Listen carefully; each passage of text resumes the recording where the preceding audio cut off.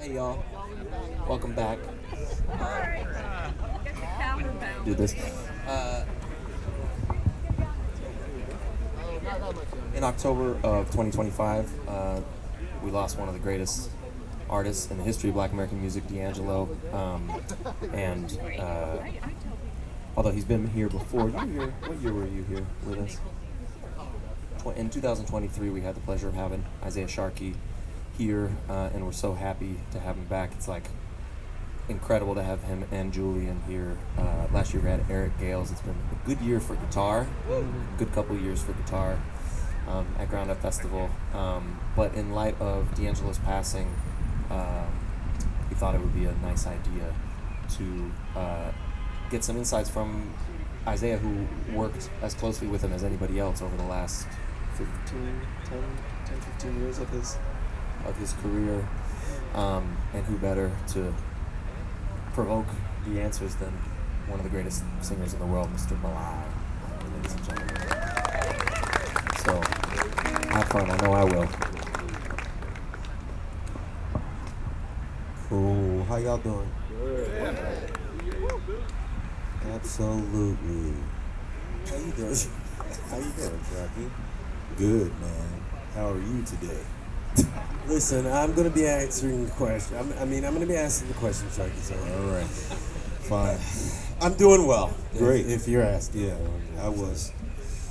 But yeah, man, it's good to actually sit there and have a conversation with you. We got these conversations Yeah. to ourselves. But man, how'd you meet the good brother, D'Angelo? Yes. Let's see. I met him when I was 17 years old Wow. in Richmond, Virginia. And I was doing a gospel recording. You know, a lot of gospel artists back then was doing, everybody's recording live DVD recordings. And so found myself in Richmond, Virginia doing a DVD recording of gospel. What year was it? This was, what was this? So if I was 17, that means it was like '07, something like that, '07, '06. And so I'm, getting some clothes and stuff, little trinkets and stuff from this little Walmart after we got done with this rehearsal for this recording. I go to the store, and it was like in a strip mall. So basically, there was a music store there. It was like Walmart, all of that. So I'm getting deodorant. I'm getting everything, the toiletries, everything I need. And I get sidetracked in the music store. So I go to the music store, get some picks, get some strings, check out some guitars, see what they have. And I'm playing, and at the back of the store, there was like this door that was saying like that it had music lessons in it. Guy comes walking out of the door of the room, and it's this little chubby guy, kind of stocky dude. And I make a joke, I'm like, man, it's like a fake ass D'Angelo. Literally, that's what I said to my friend. I was joking around. I was like, you a fake ass D'Angelo looking dude. And then I looked again. I was like, oh shit, I think that's him. So I stopped playing. He had just left out the store, so I walked behind him just so I could be like, man, I'm a big fan, whatever, blah, blah, blah. So I walked up to him and said, excuse me, you D'Angelo? He's like, yeah, I'm D'Angelo. Yeah, okay. I said, well, I don't mean to bother you. I said, but big fan of yours. Mentor of mine that passed away, Spanky Alford, used to play for you. He was like, I was in the back of the store getting guitar lessons, and I was thinking about Spanky, and I heard some guitar playing, and it reminded me of him. Was that you playing in the store? So I was like, yeah. So we went back in the store. I played again, and he ends up pulling out his flip phone and was like, you my guitar player.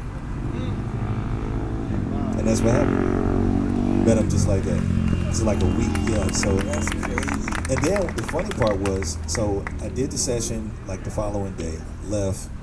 A week later, I'm like, man, when is he gonna call me? He gonna call me? They call. So then the store gets a hold of my phone number, and they're like, yo, D'Angelo came back here looking for you because he put the wrong number in his phone. Literally, so he came back to the store, got my number, and then called. He said, so he should be calling you today. Called me, talked to me, and he was like, I'm working on a record, and all this stuff. So that's how it happened.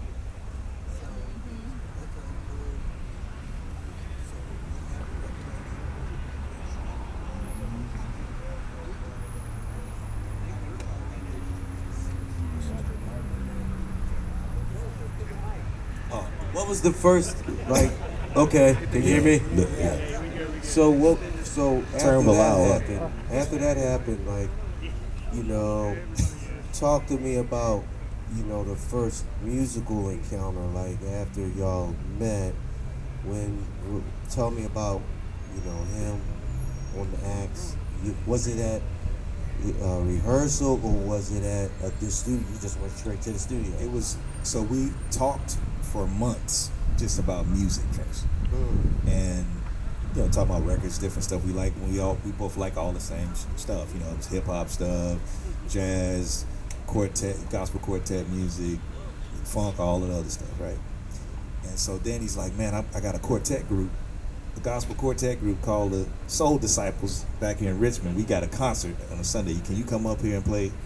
So we did a concert at this little small church in Richmond, Virginia, and we did like songs from like the Jackson Southernaires, the Dixie Hummingbirds. What was the band? Was he playing keys? He was playing guitar. It was me on guitar, D on guitar, his cousin Marlon, that passed away also. He's an incredible musician too. He was on guitar. It was a young guy named Emmanuel playing bass. And then Arrell Lumsey, who used to who was singing background in the Vanguard. He was on drums and singing background. And so we went down there and did a quartet gig. Some of it is actually on YouTube. If you type in D'Angelo and the Soul Disciples, you can check it out. One of the songs we did. But we were doing that gospel stuff and mixing in Fishbone with it. So the old ladies in the church like looking crazy, like, what's this rock stuff on this quartet music? But it was good. So we did that, and then we went in the studio. Now talk to me about quartet music for people that don't know. Like, what's the difference? What is quartet music, and what is the difference? In the connection. Well, the gospel quartet is basically it's almost like a different iteration of like a gospel side of the blues mixed with like a splash of like doo-wop and all of that other stuff that is together. You know what I'm saying? It's like real just bluesy guys. Like Sam Cooke comes from quartet, so like all his earlier records, you can hear his influence of the quartet music. Johnny Taylor, Bobby Womack, all of these guys were coming from the quartet music. So I'm trying to think who else was it. There's a lot of those guys. I mean, a ton of them. Al Green. Most of the guys who were real soulful, they came from that. And it's just a soulful, bluesy kind of side of gospel, basically, for those who don't know what quartet is. Like, you can take a blues song like a drive like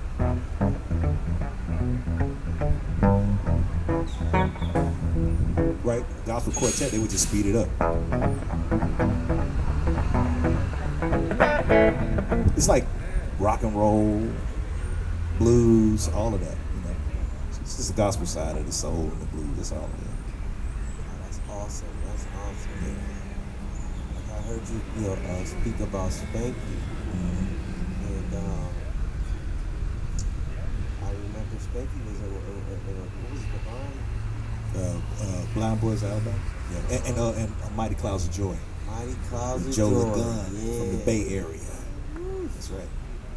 I just remember my grandma, she used to listen to a lot of it. And a lot of it remind me of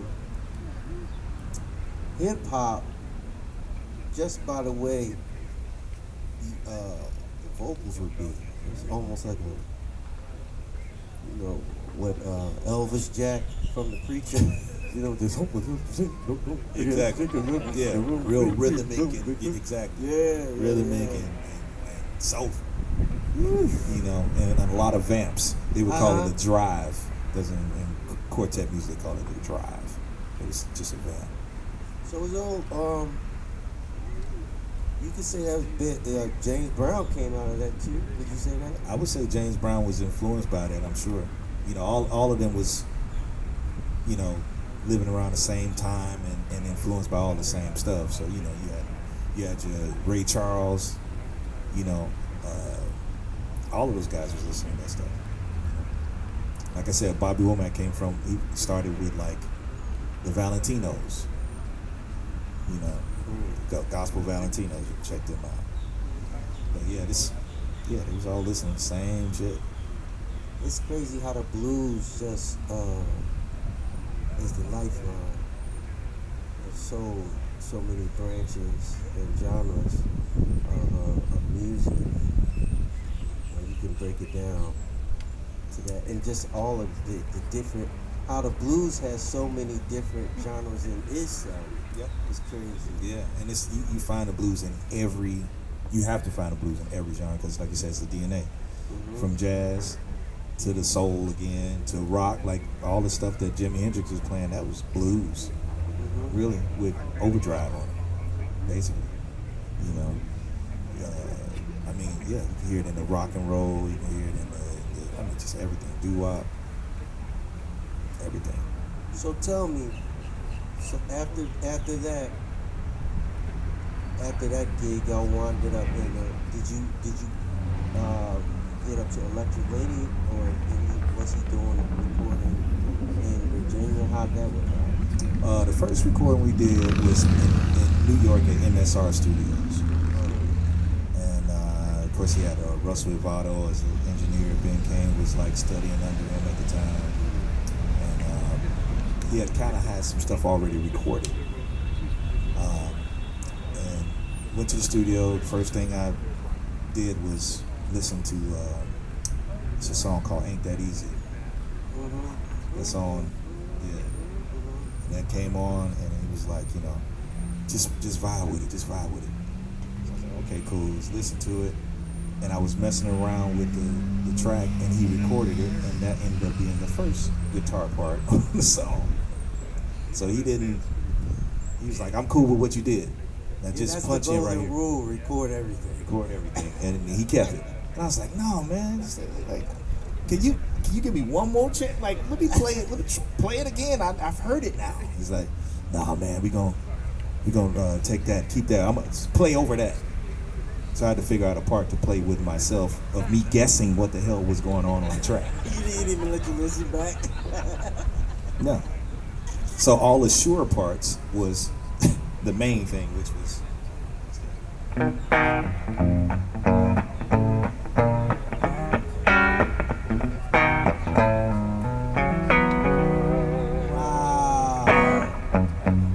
Gibberish around that was me figuring out the part. Oh, that's the funk. That's the funk. Yeah. And what's crazy, so the way the album started out, before I even so I cut the song, and then I had just discovered YouTube, and I was like, man, I'm going to check out Johnny Guitar Watson. I'm gonna see if I can find something about Johnny Guitar Watson. So I looked up his a song called Gangsta Love, and he started out the song. Anybody got a drumstick somewhere? I know that's random as hell.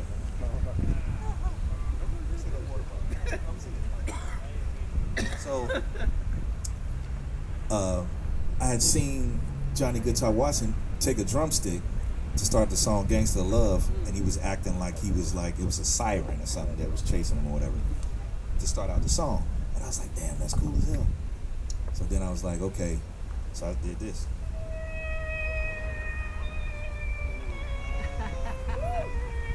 So D turned around, he's like, what is that? What the fuck is that? I was like, I'm just doing something. He said, no, keep doing that. So they put a space echo on me, cranked the amp all the way up, and then I did that. Right? Do it again. I did like 14 takes of that. That's the intro to the entire album. So that crazy ass noise is not like that people's like, man, that's the sounds of the devil. No, it's not. It's me with a damn drumstick and my guitar trying to imitate Johnny Guitar Watson. That's how that happened. The most random stuff ever. I love to hear stuff like that, you know, especially knowing how actually meticulous he was. For him to just say, yeah, first take, that's it. Right, exactly. Yeah, but you know what? He was more about like there was the whole recording process was kind of like that. Like same thing with Sugar Daddy. I listened to it and was vibing off of it, and I looked in the control room and it was just like smoke. I couldn't see nothing. It's like, what's going on in there, man? Somebody burning some? No. Come out the room, and D had a thing where he would walk up to you and like hold his hand out like this and smack the shit out of your hand. Like really smack it like pah, hard when he liked something. He's like, yeah, pah, pah, pah, pah. That's the tape. I'm like, can I do it again? So then all the gibberish on that track is me trying to figure out the part, and then yeah. I heard, I forget who told me this. I think I was working with this cat Adrian Young, and he would always say, "Nah, I don't want to hear nothing after the third take. Like after the third take, it's just contrived bullshit. Like you trying to redo what you was doing already." Yep. Yeah. It was never. We probably got to take 2. Usually, it was what it is. You listen to the song. Figure out the initial feeling. That's probably the right feeling, and that's it. You know, and it's I think he did the same thing with his vocals too. That's why he probably kept some of his scratch vocals. Can't understand what he's saying sometimes because it's like it felt too good. No, but I think that's a vibe, because it makes you listen closer. It makes you listen closer, and then actually you start to really make out a little bit, but it's like through a fog, I think that's dope. Yeah, so that's it. The process was always just really chill. Sometimes he would have specific parts, but he just wanted you to, he had you there for a reason, so he wanted you to figure out what it is that, he what felt good. Yeah, so. Talk to me about the difference between a D'Angelo in the studio and then a D'Angelo in rehearsal. Well, when in the studio, it's not much of a difference, really. It's like when he did show up. When he did show up, he was on it. He was just dead on it. You know what I mean? Like, for instance, he would be like, "Yeah, we're gonna go to the studio 7 o'clock session." It's like, cool. Get there at 7, warming up. 8 o'clock, warming up. 9, warming up. 10, warming up. 2 o'clock a.m. he shows up, ready to go. After he shake everybody's hand, go, eat something real fast, and then we record. Same thing with rehearsal. Oh, rehearsal starts at 11. 10 p.m. He shows up on fire. And he was about the music though. Like when he showed up and it was like nonsense at all. It wasn't like a lot of joking once we started. Wasn't a whole bunch of that. Maybe like if we took a break, cool. But when we in the zone, it's about that. That thing is very, very, very like his work ethic is crazy. So we would be in this, if he started at 2 a.m., we'd probably get out by like 9, 10 in the morning. Or the same thing rehearsal. We start at 10, we get out at 6 a.m. And just, very, just on it. Really on it, very particular. Were you around for when he did any vocals, or when you came in and was laying stuff down? Was the song already like together, like as far as like what he wanted to like write or like sing, or was it just a track? It was always a scratch. And he might not be singing any lyrics in it. It's just gibberish, straight up. Just he knew the melody, he knew the feeling. He even stacked his vocals where he would like layer his gibberish. You know what I mean? So he would harmonize with the stuff and then figure it out, and then he'd probably go back and then recut it. The gibberish starts to sound like words. Exactly. That's awesome. Yeah. Nice. Very nice. Very nice. Very nice. I mean, you know, this is a lot of stuff that I knew already because I was in these band before. That's right. Talk about that. Yo, I was in these band for a whole summer. We just rehearsed for one show, One show. the Essence Festival. And it was during the time he was recording Voodoo. And, Who was in the band? shit.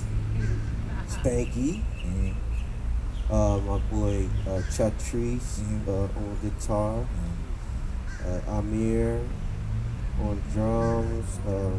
James Corza playing keys. Pino, right? Pino, of course. Roy Hargrove. Who else was singing back? DGBs. And Anthony Hamilton. You and Anthony Hamilton? Mhm. Jesus Christ. Anthony Hamilton. Karen. I forget Karen's last name. But man, it was, and I was straight in the band from, like, just like you, like 19, probably 18, because I was still in college. And man, we rehearsed, and we did. It was such an intense band that you know, you're right. Once everything got started, even though everybody was friends, he was extremely meticulous. Extremely meticulous. He knew it, every note. And could play all of it Oh yeah. on the piano.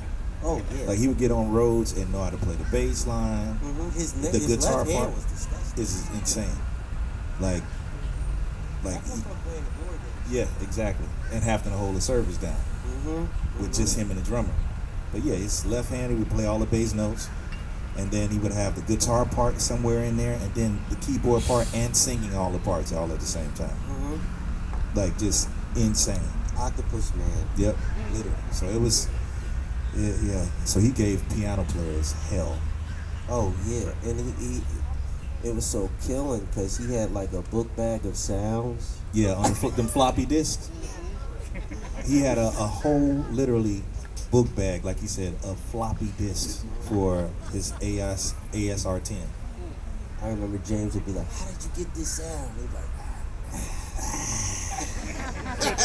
They'd be like, smack the hell out your hand. I feel like him and Jay Dilla communicated the same way. It wasn't like a lot of words. It No, was just, no, a lot of laughing. It's like, yeah. what's your secret? Yeah, be like, brother. Oh yeah, that was that. You rip your finger Man, off. he tore my hand up so bad one show. He had a lot of rings and shit on too. So he, right before the show, he always come up to you. Oh, let's just both this. Come on, like do this. Blam. Ready to play? No. Ready to play? Hands hurt, man. But he did the whole band. But he was very meticulous, especially keyboard players like sometimes keyboard players come in and be like, man, so they just play or whatever. He didn't want a lot of like big, huge chords either.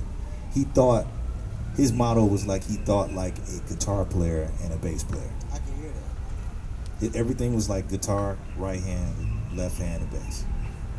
That's how he thought. So it was a very unique approach. And his bass playing was killing. A lot of time, like some of those songs, when I was recording before, Pino wasn't even on the songs. It was D on bass. Like on the record, 1,000 Deaths, that's D'Angelo on bass. Yep, it's him on bass. Who's on drum? That's Amir. Questlove. Yeah. D's on guitar. I'm also on guitar, and then Jesse. I think Jesse might have played. Jesse Johnson from Moore's Day and a Time. He was playing guitar on that too. Yeah. It's just all dirt. Yep. Another Life was another one. Bass. He played bass on that. That's And a then beautiful Pino song. re-recorded it. Yeah. But he had the vibe, the understanding already. Yes. Sick. Yeah. So a lot of that stuff come from jams. Some of the stuff from that album actually was outtakes from Voodoo album. Mm. So like, what's the song? Betray My Heart. That was supposed to be on Voodoo album. I can hear that. Yeah. So that was actually Spanky. You know, the whole that squad. Spanky, Pino, Amir, and Dia. And then Back to the Future. That was another one that was outtake.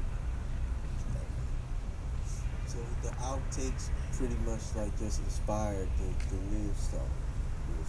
I guess so. It was a lot of stuff that he had just had ideas and he didn't finish them. He was like finally getting to them, you know. So there was always skeletons there. But it's so much stuff that was going to be on the Black Messiah record, but you know, things kind of just got released or whatever. But it was supposed to originally be like a double disc album. Because we recorded way more songs for that album. That it just never finished. Or you know, they sounded finished, but he was like, no, they ain't ready yet. It's like, really? How much more ready you gonna be? But he knew what he wanted. So I can't imagine like what else it would have sounded like if he finished it in his mind. Yeah. He thought like a oil painter. Like he was always going back in, touching. Mm-hmm. And no concept of time at all. Yeah. That's wonderful when you can do that. It is. Well, can you? You can when you're D'Angelo, you know. Can. It's all about the weight. You can get away with it. Right. Well, yeah, no, he took his time, man, and I think that's what I admired about him. He didn't rush the process. You know, that was a big thing. So that was going to be my next question. Like, what would you say as an artist yourself now that you took away or like you learned from him that you use, you know, in your thing?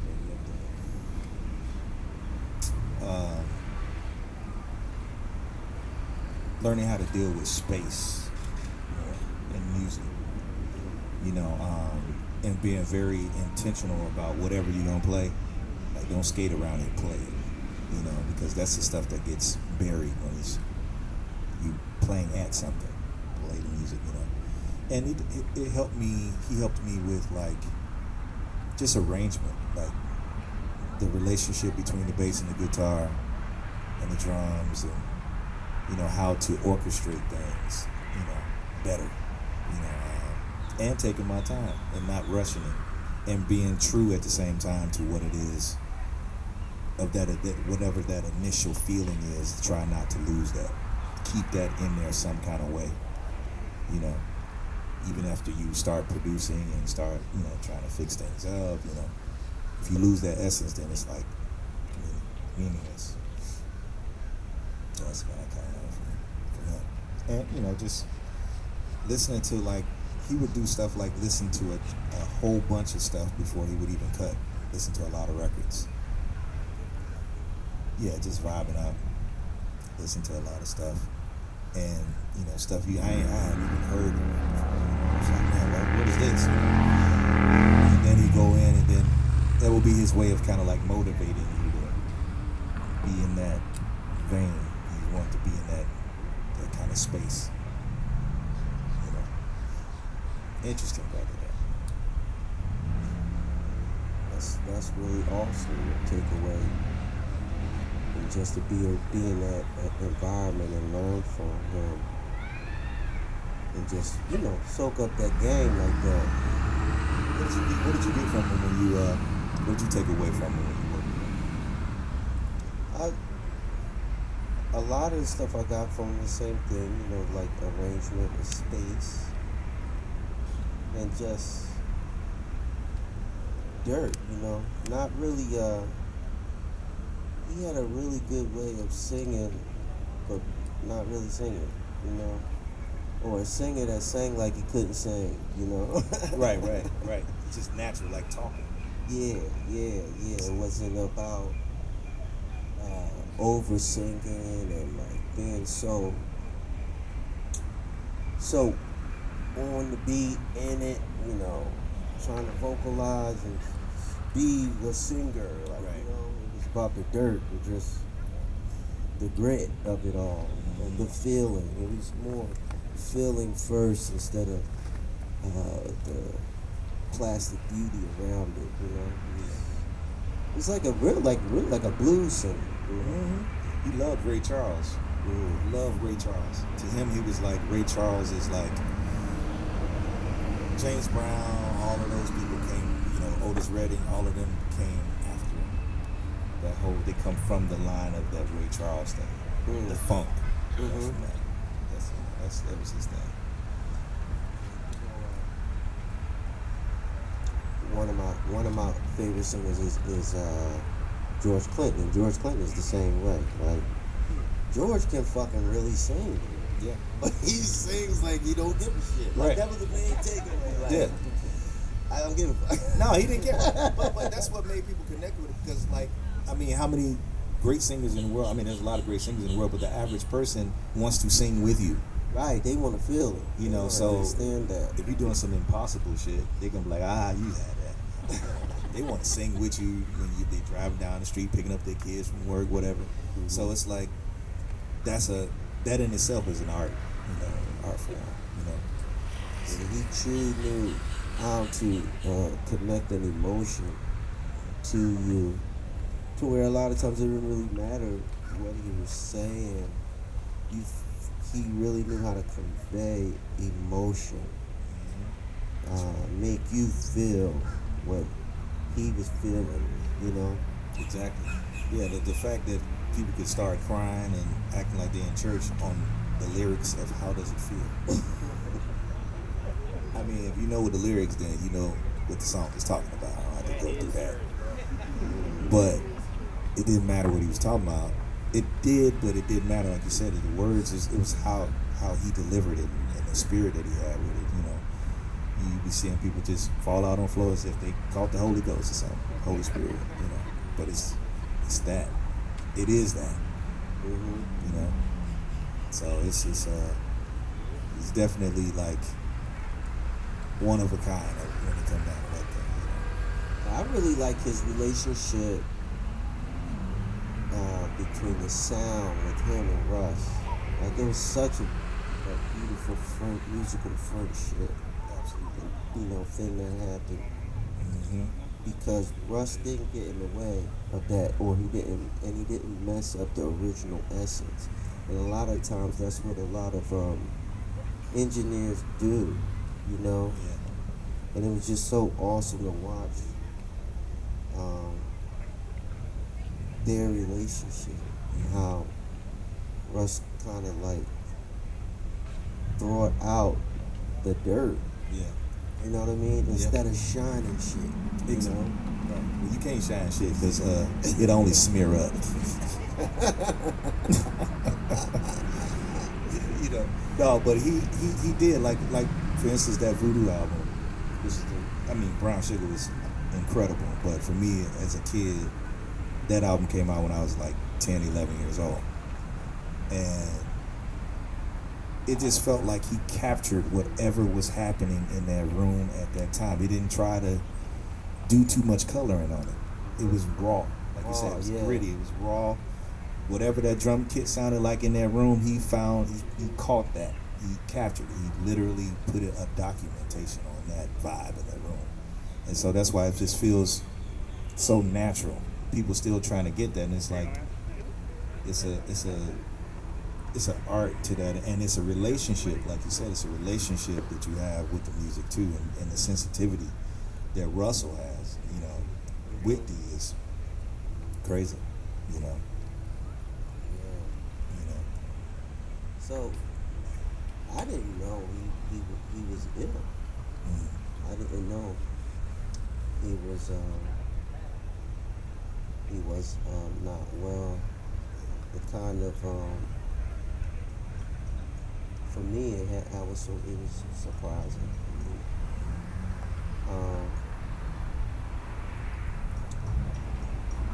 How do you feel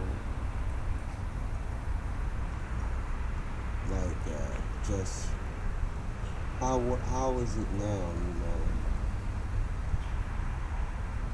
With having you know him here and then not. Like, how does it?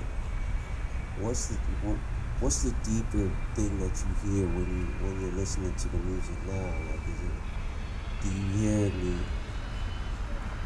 any other layers, that you didn't necessarily, I guess, have before? While he was there, like, do you see like a deeper thing? Yeah, I think you can't help but to see it because it's you now you have to rely on the music to identify with like you to connect with your memories of him. You know what I mean? So like going back listening to it now is like the the how can I say his thought process. It makes you understand why he was trying to show certain things to us, like in rehearsals, like this is why I want this to be this way, or whatever. I want this to lay this way, or fall back here, or whatever. And you start to see like, oh, he was a genius. Oh yeah, he's a genius. Like you know it when you're with him, and it's your friend, and it's your boss, one of your favorite artists, and then you think about it, it's like, God, no, you're a genius. You're really a genius. Started hearing other layers spiritually. With going back, really listening to his lyrics and what he was talking about, Right. and what was on his heart, especially the last album. Like when he was talking about, till it's done, talking about a lot of politics in there. He's talking about himself, dealing with society, talking about is D'Angelo fat or is he cut up like in how does it feel, and all this stuff like that. He's talking about all that stuff in that music, he's talking about like one of the lyrics in 1,000 Deaths was a coward dies 1,000 times but a soldier dies once. And just thinking about stuff like that and what he's talking about, I mean, you really get to see where his heart is if you really listen to him. And I think he was at times frustrated because sometimes the industry can make you be like, okay, well, now you're a sex symbol, now you have to be this image or whatever. You wanted people to listen to the music.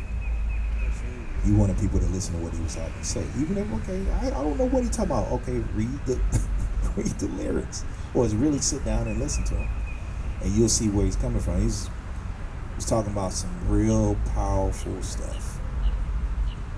Not just the music, but just the lyrical content. Yeah, man. I think it's incredible how he was able to speak on a whole lot of different topics. You don't really get that in the typical R&B because it just has to play a certain role, in, I guess, everyday life, where soul music encompasses so many different things, and you can speak to a lot of different things that's going on in the world and going on inside that could play way past the whole scenario of the A&B, And I think that's another thing I learned from him and Erica, that it's deeper, than just,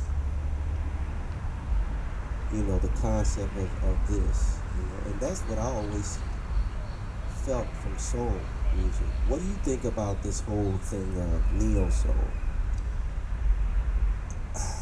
I think soul music is just soul music, period.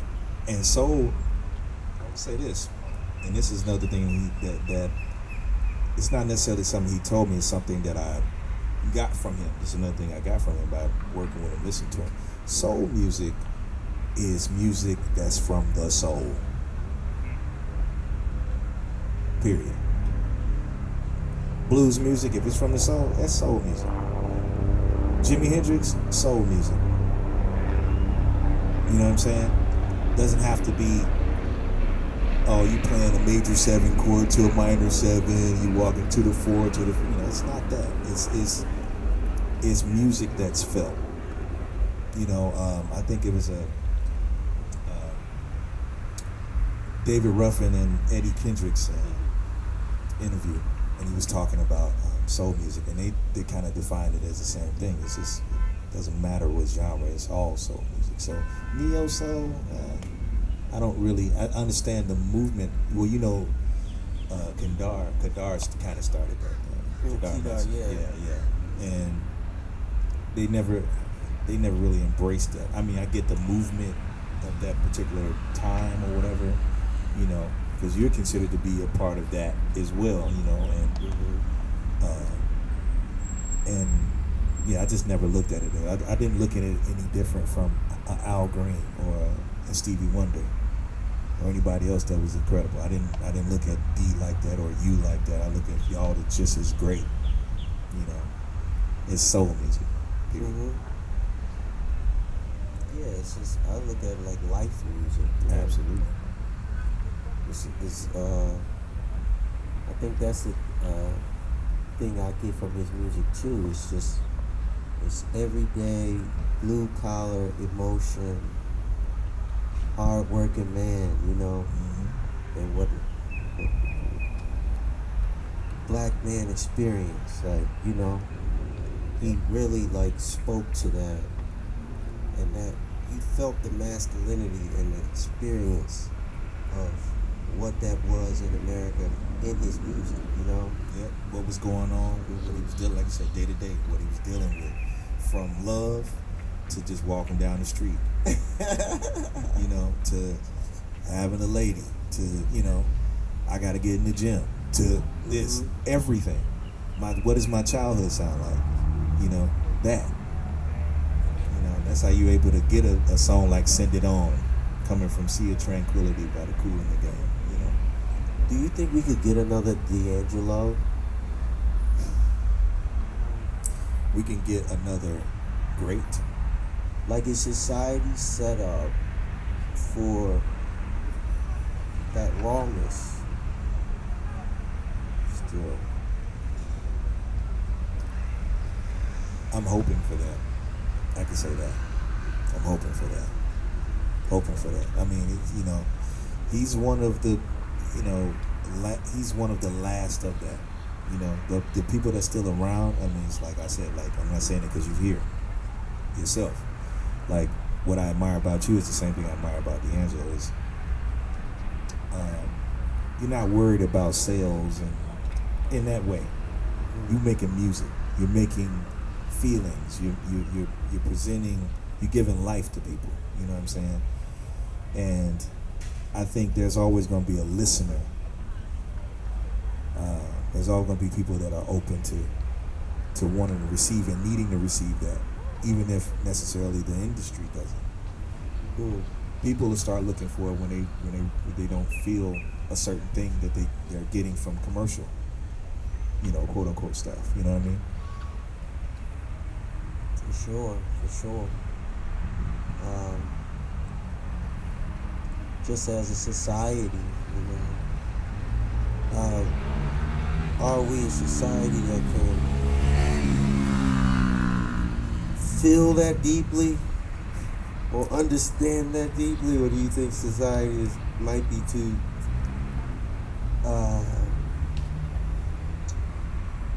engulfed in each one's individual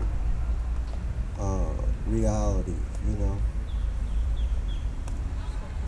But then everything probably just goes back to the blues. I mean, if all this shit would have just fucking be fucked up and lose all electricity, then we'll be talking about some soul music.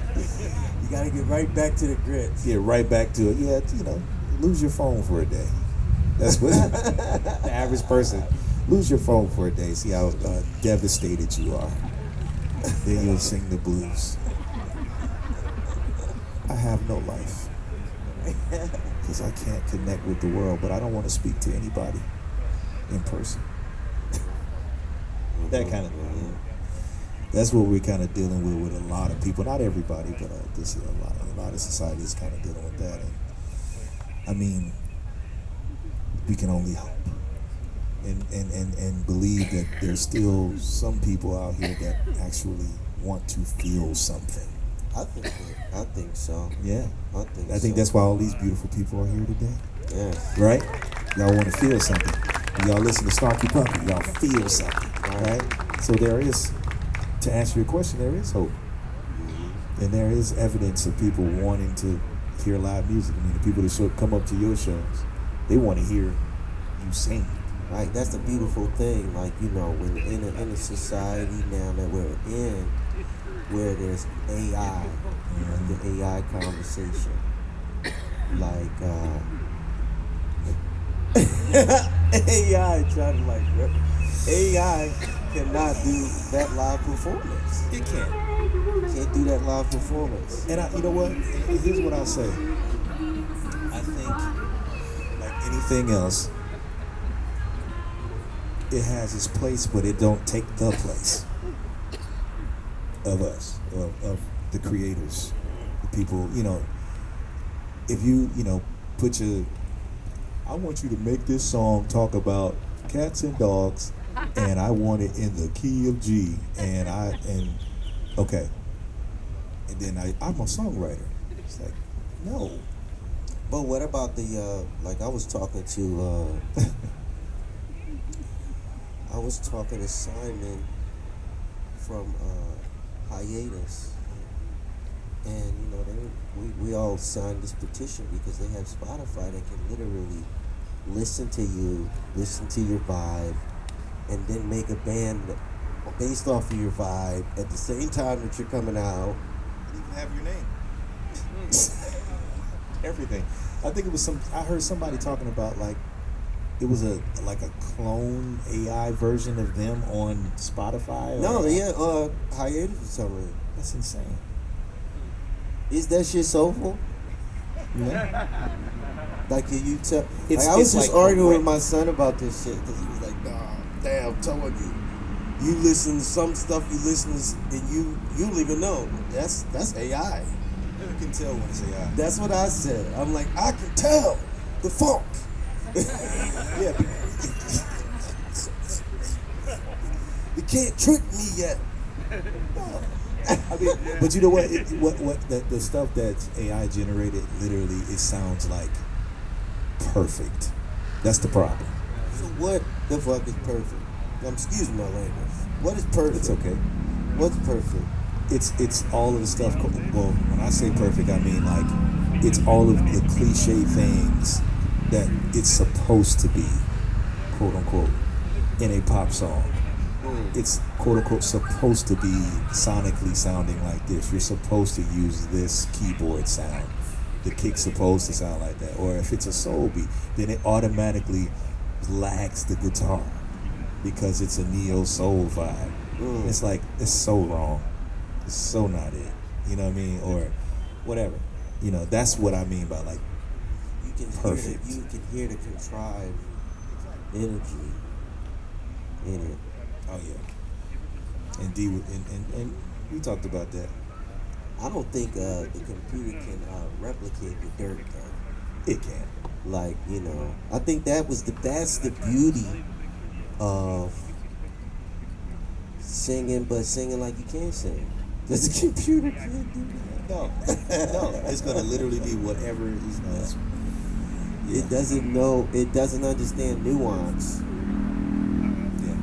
You know, and I think that's the biggest thing about feeling. That it's nuance. It's delicate. Yep. And yes, it's experience. Yeah. It's the people that's in the room. Mm-hmm. We could do if me and you did a show right now and played in front of these beautiful people, right? And then they left and there's another set of people. We played the exact same show. It's gonna feel way different because the energy around, you know, it's too much. The spirits are different.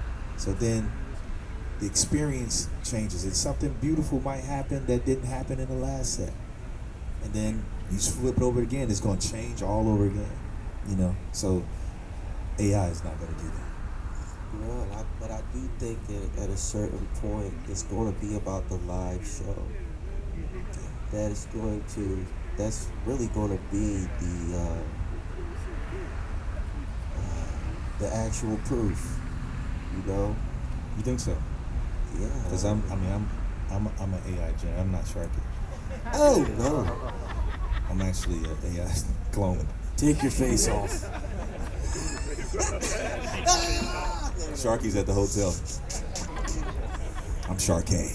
Now that would be some dope. That would be some dopeness on like a MF Doom thing, because you know Doom used to do that. He used to actually send people out to do the concert, but he would just give them the mask. That's funny. that's like the dude Tony. What's his name? Tony Shelton. Is it Tony Shelton? The Andy Kaufman guy. Yeah. Clifton. Tony Clifton. Tony Clifton. Yeah. People coming in with a different mask on. It's the same mask, but yeah. But yeah. To you know, we have to be serious about it.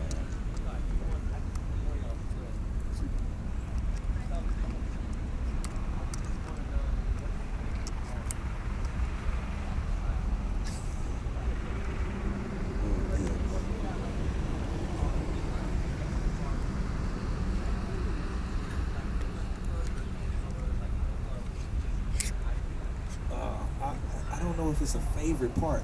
I'll tell you what, I'll play a couple parts, do a couple things. So, the last song we recorded a month before the album came out, by surprise, because none of us knew it was coming out, not even D. He didn't know it was coming out. This is a whole nother story. We recorded a song called Till It's Done. And it goes like, let me see if I can remember. One part goes,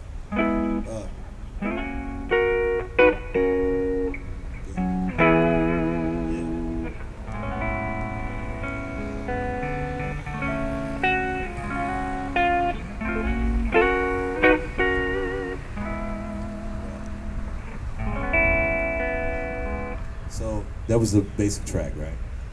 And then I came up with this part go.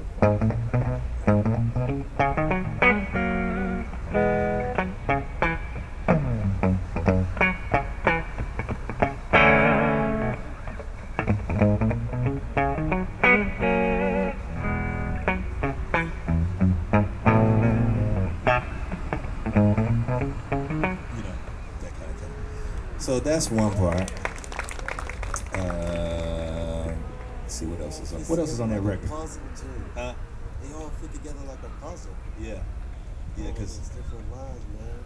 yeah, because he wanted to feel like Prince. He's like, I wanted to feel like Prince, but I wanted to still. He would call this thing that I would do called drip. He would call his drippings.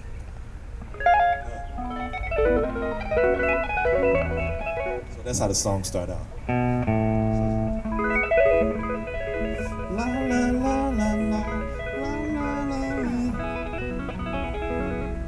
You know, that's how it starts. What else? Another Life, just the song in general is just like the changes are stupid.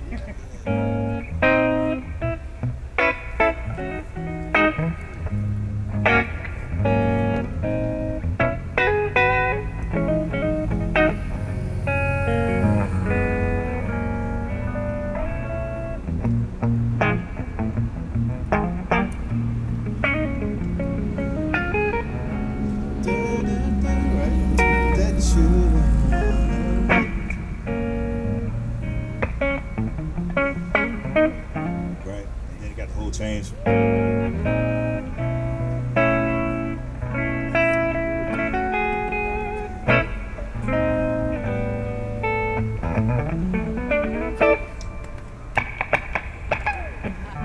Drippings.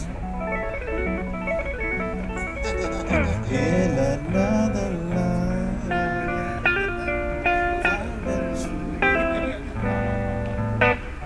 So that one, I think one of my favorite parts was "Betray My Heart." Now I didn't record it, but live, there's this part where it goes like.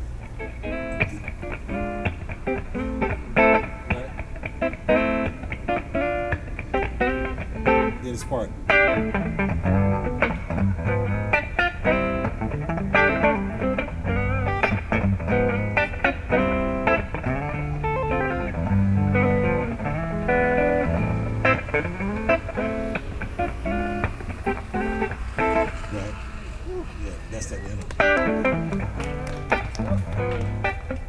I can hear the Prince in that with a mixture of like a whole bunch of other shit. Oh.